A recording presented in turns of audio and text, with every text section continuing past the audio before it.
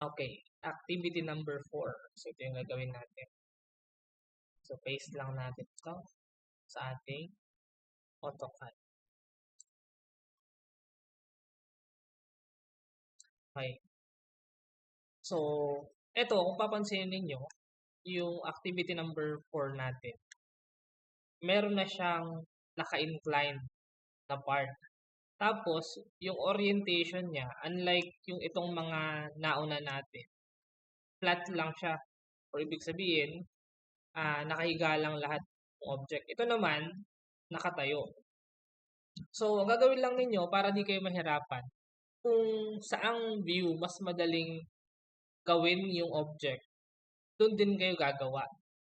Okay? Or yun din yung gagawin ninyo. For example, ito. Ang gagawin natin is yung mismong profile nito. Hindi tayo mag-start ngayon dito. So, ang gagawin natin, papalitan natin yung view natin. So, gagawin natin siyang front view. Okay? So, burahin lang natin. Basta tandaan nyo lang muna. Ang tatandaan nyo lang muna, width na 20 at itong height na 10. Width 20 at height na 10. Yung side. Enter. So, pumunta tayo sa front view. Front. Yan. Front view. Line. 20. Enter. Height 10. Kasi sa both side naman yan. So, line lang ulit tayo dito. 10.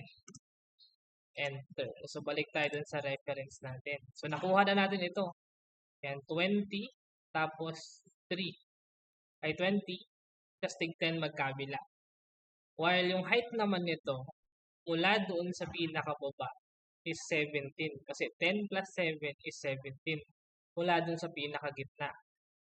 Tapos, yung thickness ng object is 3. Ang gagawin lang ninyo, balik kayo dun sa AutoCAD. Line. Mula dun sa midpoint. So, input yung value na 17. Enter. Tapos, i-connect lang natin tong line dito sa side. Then, another line dun sa kabilang side. Enter. So, burahin na natin. So, this time, dahil yung orientation ng object ay patayo na, hindi na siya nakahiga. So, ang gagamitin naman natin na command dito para ma-3D siya ay extrude. So, check natin kung bakit.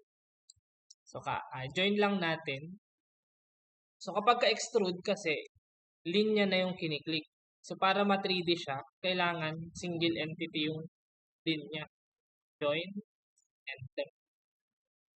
Yan, naka-join na siya.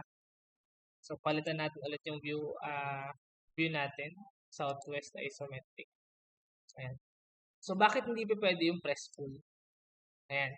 Kasi, hindi na naka-align yung axis niya, axis of extrusion niya, doon sa view na i-extrude natin.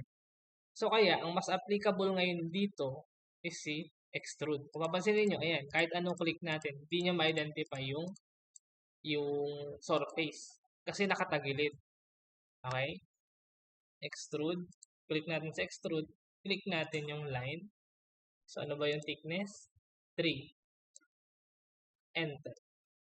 Okay? So, input yung value na 3. Enter. Okay? Ayan. So, ito yung ating fourth object.